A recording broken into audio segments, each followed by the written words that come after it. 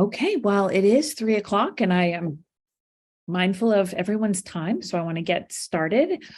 Today, we are joined by great partners of Bywaters, and we're going to talk about moving a consortium or your consortium to Koha and Aspen. So my name is Kelly McElligott. I work in the Bywater sales team, and I'm joined by some Bywater folks. And then I also have some partner panelists that will go ahead and introduce themselves, but we'll start with our Bywater team and then we'll head on over to our partners. Hi, I'm Jessie. I'm with Kelly in Sales and Outreach, and we're excited to talk to y'all today. Hi, I'm Cal Marquise. I work on the Aspen Discovery team and implementations, and I think Morgan will probably be joining us maybe in a few minutes. I think she's on with the library right now live, so she might just be a couple minutes late. So. Thanks, Cal. And then I'll go ahead and let our partners introduce themselves. Michael, if you want to get us going. Sure.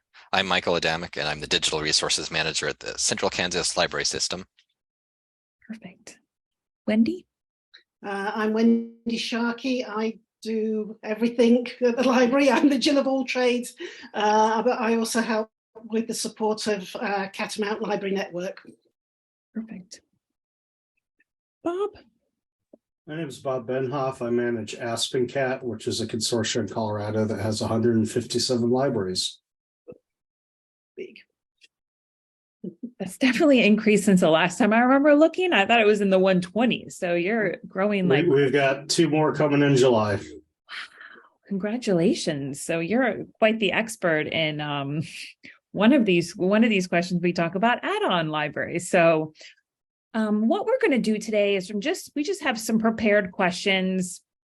They all know the questions, so there's no shocks there. And then I'm just going to throw it out if anybody wants to jump in and answer it. If I get pause, I will assign one of you to answer that. So be prepared for that, just for fun. But really today is just talking about your experience as a library and a consortium, moving both to Koha and Aspen. And all three of you work at a consortium, and they're quite large consortiums, and you are using both Koha and Aspen. So why not ask the experts here? My first question is, when we look at Koha and Aspen together, how is the Koha and Aspen experience from a patron's perspective? So what are you hearing from your patrons about that experience? Okay, I'll start. Thank you, Wendy. Good job. Well, we haven't been on Aspen for very long. However, I have a patron that regularly walks in through the door, and she is over the moon. She loves the lists. She wants lists. And once we'd shown her how to do that, we said, okay, we can help you bring your lists over from Koha if you want it to your lists. She says, no, I'm making a whole new list. So she is over the moon. Generally, once we've just introduced our patrons to the concepts and everything, they're up and rolling. We have a lot of elderly patrons, and they just won't touch it in any case, so we have to do it for them. But the rest of them really like it. Good. Great. It's almost kind of... Go ahead, Michael. It's almost kind of, we describe it as sort of an online shopping experience, or my director uses the term Amazon experience, and so that's a good way to get patrons to say, oh, this is similar to things that I probably used before, where you can click on things to see more details, and they can see ratings and reviews, and it really empowers the patrons as far as taking control of their library experience. Yeah, that's a good way to put it, is that empowerment to the patron, and that integration of everything that you have in your library would allow you to really promote everything that you have without having them to kind of pick it through your website or go through the catalog. So that's really great. Thanks so much. Yeah, and I think the thing that it's more about what we don't hear, because it works. It's very intuitive. Mm-hmm. So we actually, on my end as an administrator, we hear very little from patrons about it because it's working, which is a big difference from many years ago when we were just using a standard OPAC. Yeah. Great. Second question, how is the migration process for add-on libraries? And I'm going to look right at you, Bob, because you are going through an add-on right now, but we can always get more feedback. Yeah, we do this a lot. I started 11 years ago, and a lot of those years were before we were supported by Bywater. We used a offshoot of Koha. But since February 2019, we've been on Koha, the community Koha supported by Bywater, and we've grown a lot. And then overall, we went, when I started, 32 libraries to now it'll be up to 159. So I've done this a lot. It's not too bad. It's really helpful to have the data loaders at Bywater that know what they're doing. But we have our own processes, and the way we're set up is we're not an individual library going to Bywater to load. We're this group, this consortium that keeps on adding on libraries. And so we have our own processes, and we try to keep a lot off the plate of the individual libraries, so they're not as stressed about this process. And I'm more than happy, if anybody's going through this process, I'm more than happy to share how we do it. But there's just kind of like a tried and true process that we've just done lots of times. And if you are communicating with Bywater and hitting deadlines for extracting data and things like that, and data mapping, it all goes pretty smoothly. There's always one or two things that go awry. That's just part of the migration process. So you kind of account for that and be willing to work on it once post-migration. Bywater's still there. So if you need a new file loaded or you need something changed over, it's, they're available and they can help out with that. Michael, you had some good points on this one. Yeah, I kind of approached it from a first time perspective because this was my first big migration project. And there were a few things that I learned in the process. One of the things is communication is always the most important thing, whether with your library that's coming on or with Bywater. Never be afraid to communicate. There were a couple times when I got overwhelmed with all of the things, and it really helped to break things down into manageable parts. Just break it down as far as you can and work on that. But don't lose the big picture in that, but that can kind of help get you out of the overwhelmed feeling. And never be afraid to ask for help. Like Bob said, there's people who have done this before, and they're experts at it. So why not use their expertise to make your process easier? Yeah, definitely. Communication, I think, is the biggest takeaway. And both Cal and Morgan go through this process with libraries pretty much every day as they meet with libraries and talk about that. And that's what we're here for, is that support and to communicate and bounce things off each other, and taking the experience of the specialists in Bywater as well as your library. Yeah, and I love, Michael, that you said like the like pieces, because that's what we try to do too, because we understand like it's everything, especially if you're doing your ILS and your catalog. That's every piece of your library. It's your patrons, it's your collections, it's your promotional things. So we really do try to do that as much as possible, and then take feedback like this. So I'm glad that helps you, or like that's something we try to strive for, is to make it digestible. Because like week by week, let's just focus on this piece, and then we'll come back to this piece, because we understand that it's just so much to go over and learn. Next question. What improvements have you seen in Koha with regards to consortial functionality over the years?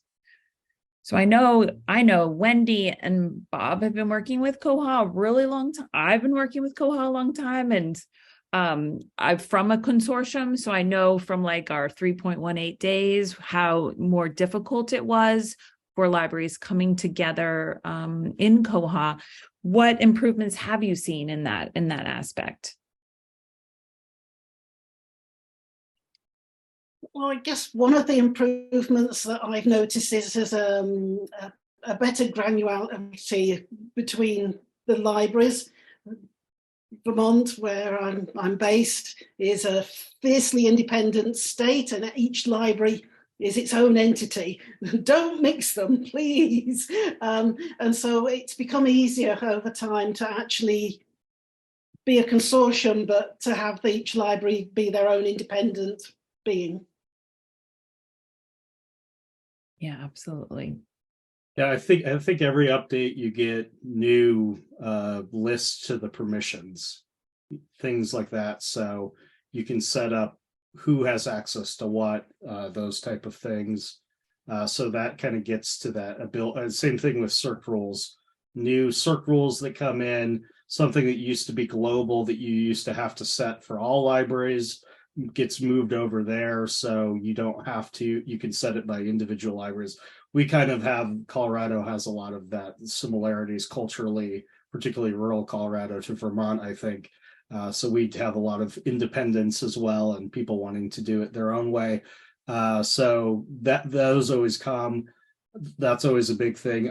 There's been a few things other things I can think of. One development we sponsored was to remove holds that had been filled from the holds queue. And that was an issue for us because people were pulling stuff that was listed, even though it had been filled by another library. So just little stuff like that. There's always new features rolling in that just make that kind of group work just work a little bit more smoothly. Absolutely. What is your favorite feature in Koha in terms of consortial functionality? For me, it's the patron initiated holds. That's the best part of it all. Giving the patron the ability to put their own holds on things, and it magically comes from another library, and they check it out seamlessly like it's always been in your library. It's wonderful. Resource sharing is so important to us as well. And it's amazing how easy the process is to place a hold and transfer it between branches or different libraries. And we brought up a library last fall, and they kept saying they couldn't believe how easy it is to share items between libraries that are part of the same consortium. Yeah, that's a really great point. And we're now doing some things with the interlibrary loan plugin where we're connecting to a statewide software, and that's all pulling into that ease of use that is already in Koha, which is really beautiful. It's not perfect yet, but it's pretty good, and we're rolling it out to more of our libraries later this summer. Another thing that I mentioned earlier, circ rules and the independence, that granularity is really critical. Libraries, we would not have grown the way we have grown if we couldn't offer that libraries could do things the way they want to do them. Now, if I were a library director of all these libraries, I don't know that I would necessarily agree that they need to be so complicated. And I was just praising a library that was coming in about how refreshing it was to see them have a simple approach. But, that's their decision. There may be factors in their community that I'm not accounting for from my position. So being able to execute what those libraries think they need for their community is very much in the spirit of how our consortium operates and how Koha operates. Yeah, and I think from the patron's perspective on that resource sharing, as they're going into the beautiful Aspen catalog that's been customized to them, they don't even care where the library book is from. They can just easily place a hold, and it comes to them wherever they want to pick it up, or make those changes as necessary, because they work so well together, as well as working in that back end of Koha to really customize it per small little libraries or big libraries, and those rules that follow. It's actually harder to get librarians to wrap their heads around that than patrons sometimes. For patrons, it's so easy, right? Wish lists. We always like to see something new come into Koha. What enhancement would you most like to see in Koha in regards to that consortial functionality? Sky's the limit. Our big thing is, because the way that we do holds, and we have a lot of schools on our system that have a period where they're closed for resource sharing, but they're still doing internal holds, it works in Koha. We just have to do a bunch of extra stuff to get it to work.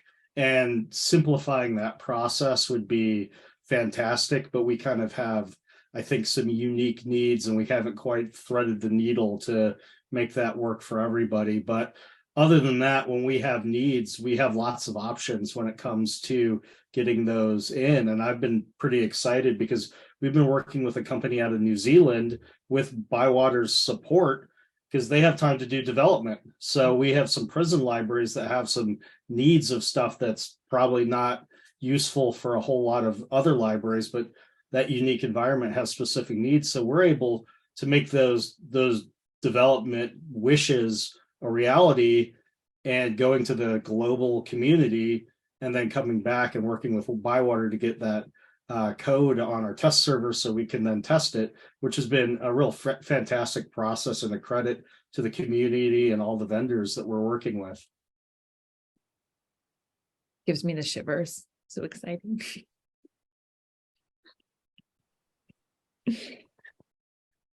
Some libraries use, or some consortiums use, the branch transfer cost matrix in order to basically prioritize holds and where they go first. And that can get really complicated if you have very many branches. And so something that would be awesome would be a way to somehow prioritize holds from local holds to local patrons in a way that doesn't just lock them in there, but goes there first. That would be something that would be nice, as well as Aspen has this ability to change administrative settings in a batch, and that is amazing. And something like that for Koha would be great as well. Ooh, that's fun. I like the sound of both of those.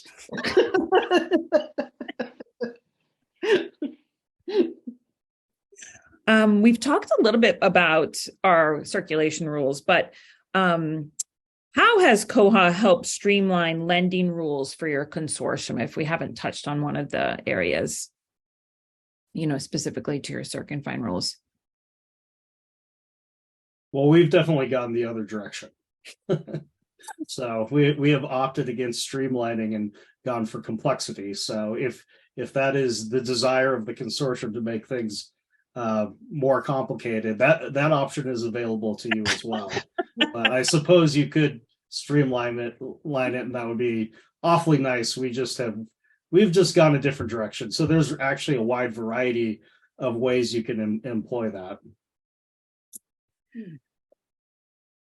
Before I moved over to sales, I was an educator, and I would go to libraries, and you hoped they would say, we're all going to use the same circulation rules. It never, ever happened. Everyone had these individual item types or patron categories.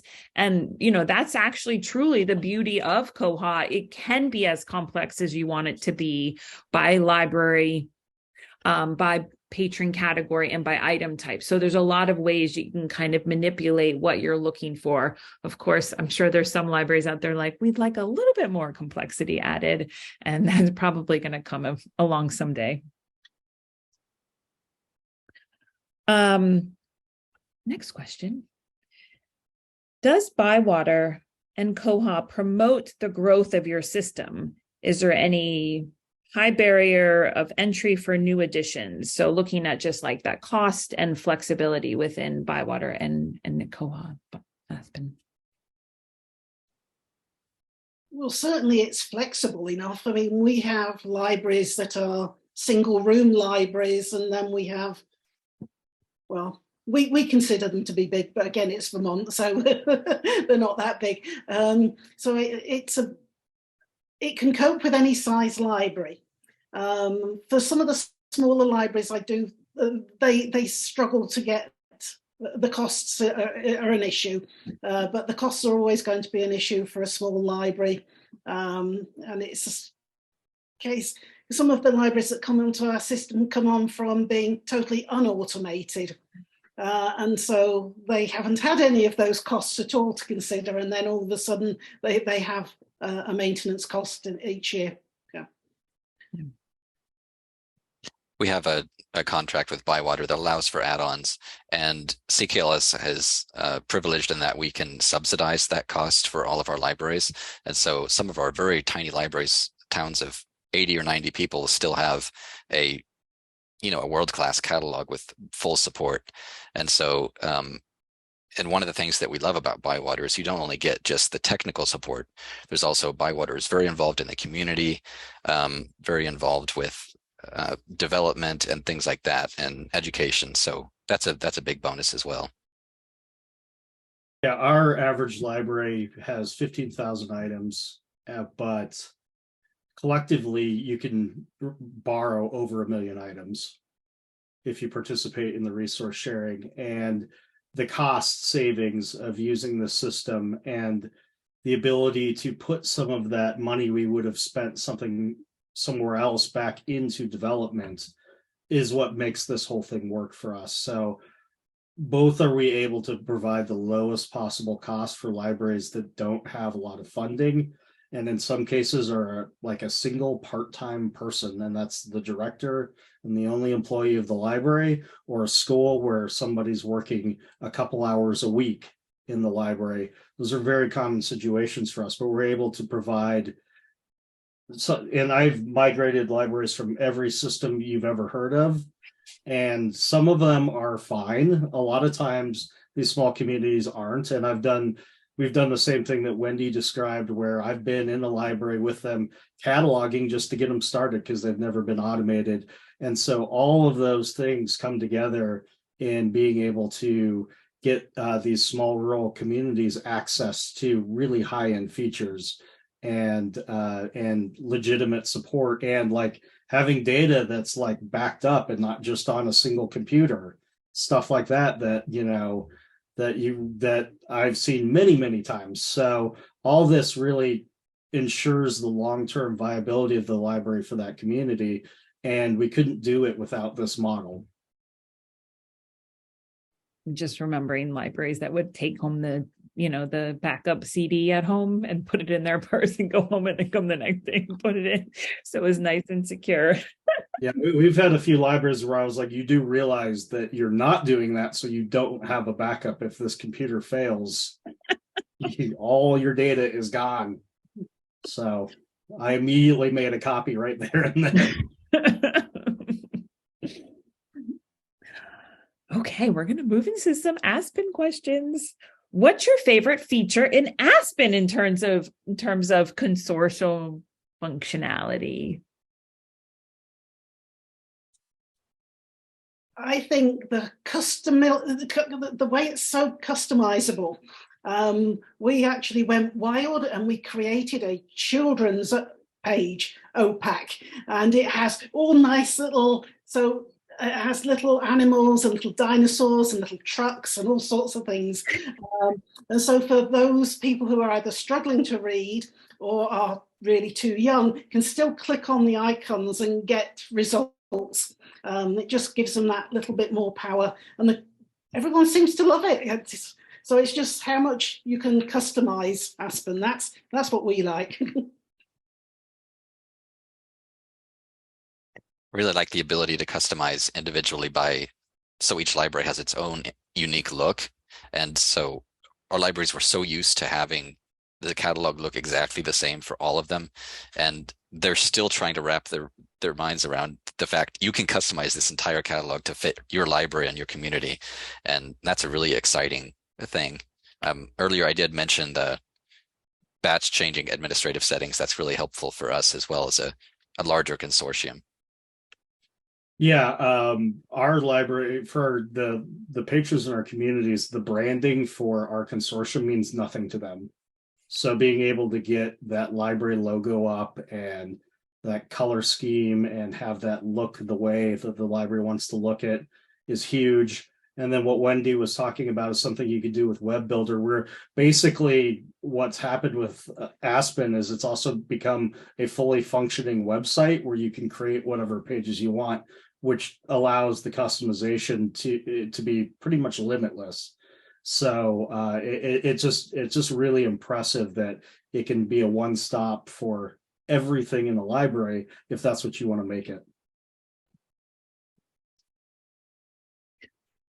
I love the seamlessness between the catalog, and when a library does a web page and uses that as their library website, or if they revert them to somewhere else, maybe some databases, and having that seamless interaction, not ever knowing you're leaving the catalog area, as well as, I can search anything and get everything. So it's just very limitless in the searching functionality.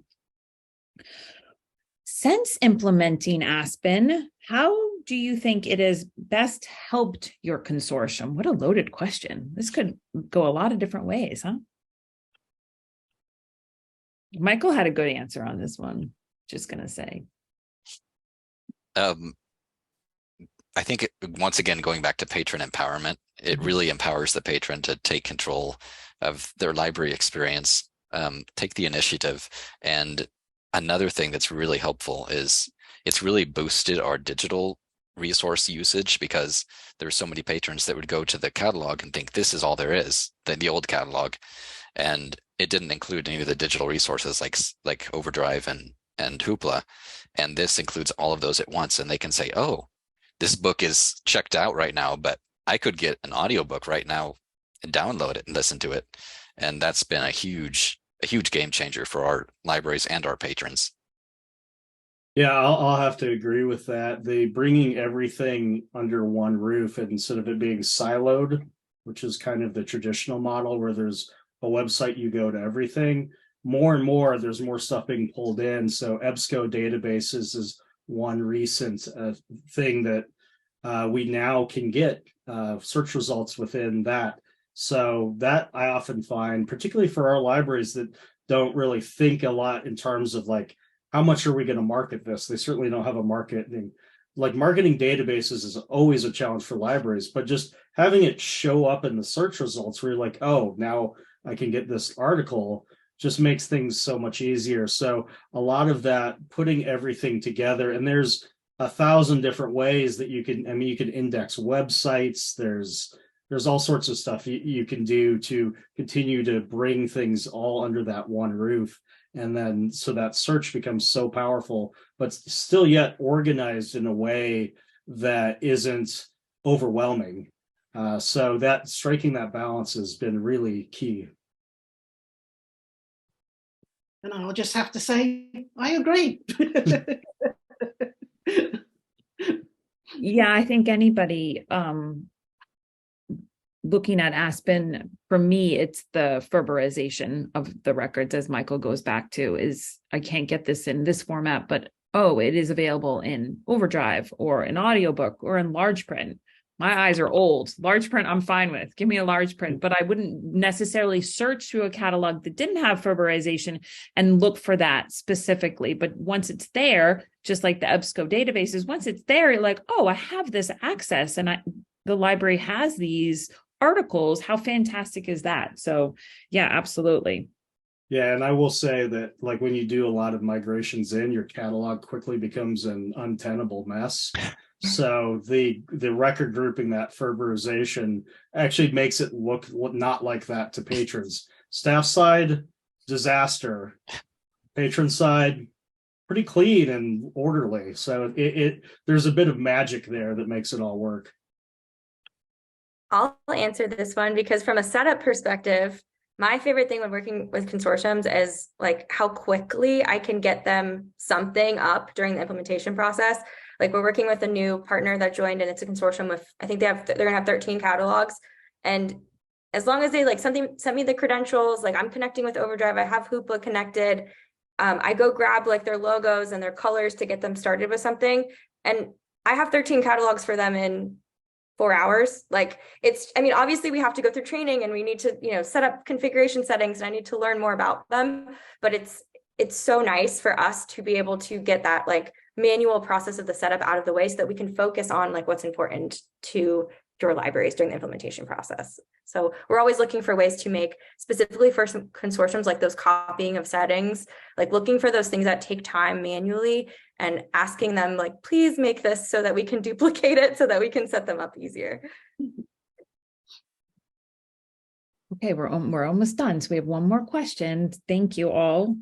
What features would you like to see developed in Aspen to enhance your consortium? You all just gushed over them. So what would you like as your wish list? Anybody? A calendar, you can already integrate outside calendars, but there's talk of doing an internal calendar. That would be really nice. And then something that we don't have to go out to our libraries and say, you have to pay for this to this vendor, and then we can integrate it, just have it available. That would be fantastic.